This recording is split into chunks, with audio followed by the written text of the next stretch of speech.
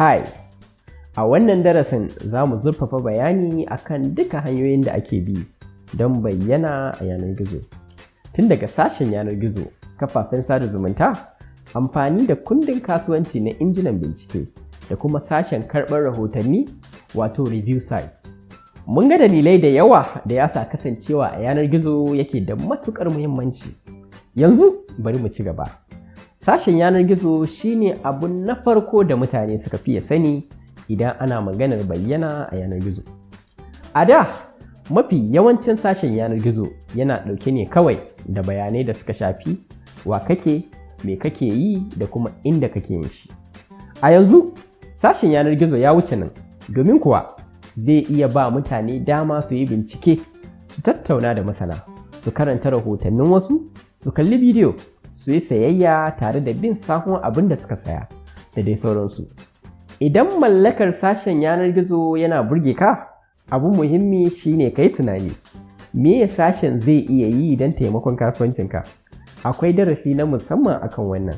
Amma yanzu, karka wani dami kanka da cewa sai ka mallaki sashen yanar gizo.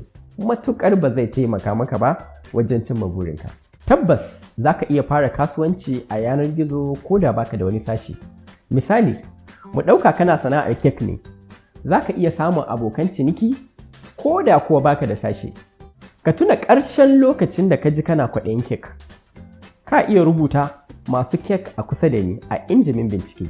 Shi kuma za ya zaƙulo maka dukansu, kuma kai tsaye za ka iya kiran waɗanda suke da wanda ya fi burge ka a ciki. Zai kuma iya yiwuwa ka ga sashen wata mai yin kek ko kuma ma wasu daban-daban daga kundin kasuwanci na injinan bincike. Mafi akasarin 'yan kasuwa suna amfani ne da kundin kasuwanci na Google My Business da kuma Bing Places for Business.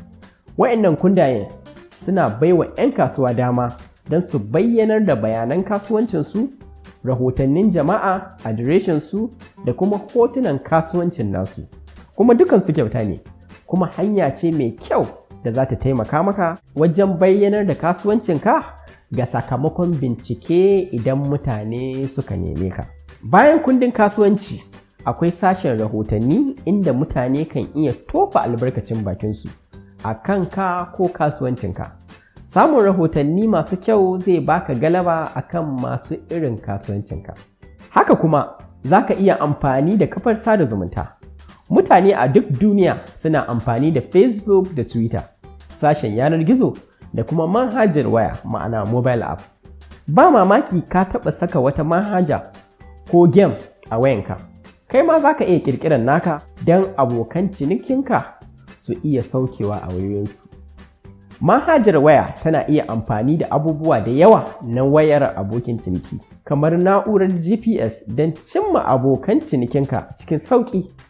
Idan abokin cinikinka ya saka manhajar ka a wayarsa, za ka iya yin tsari da zai sa a duk lokacin da ya biyo ta shagonka, zai ga wata garaɓasa ko wani sauƙi da ka iya jawo shi zuwa ga shagonka. Godiya ga na'urar GPS, manhajar waya za ta iya ba abokin ciniki dama ya iya sayan kaya kai tsaye daga shagonka na yanar gizo. Wannan zai sa idan abokin ciniki ya zo, ba sai ya tsaya bin layi ba, amsar saƙonsa kawai zai iya biya ya wuce. Ana iya amfani da manhajar waya don yi tsoffin abokan ciniki garaɓasa da kuma ƙara jawo hankalinsu zuwa ga kasuwancinka, kamar ba su kyautar shayi ko kuma kek. Bara mu ɗan yi bita. Za ka yi amfani da sashen yanar gizo ne, ko kafar sada zumunta, ko kundin kasuwanci, ko za ka gina manhajar waya ne, ko kuma ma kana so ka haɗa duka wa'annan.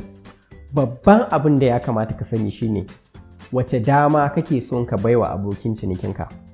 Duba da wannan, sai ka yi abin da kake so. Ka tuna, dukansu dai suna wakiltar shagonka ne a yanar gizo, kuma wuri ne da za ka yi hulɗa da abokan cinikinka. Mun tanadi darussa da yawa da za su yi bayanin wannan sosai, amma daga yanzu za mu mai da hankali ne akan sashen yanar gizo. Za ku koyi yadda yake aiki, yadda ake zaɓen adireshin yanar gizo, yadda za ka yi sashen da mutane za su ji daɗin mu'amala da shi don taimakawa kasuwancinka. Kuma idan kuka ci gaba da bin mu, insha Allah za mu zurfafa bayani akan wa'annan da ma wasu daban da ba su ba.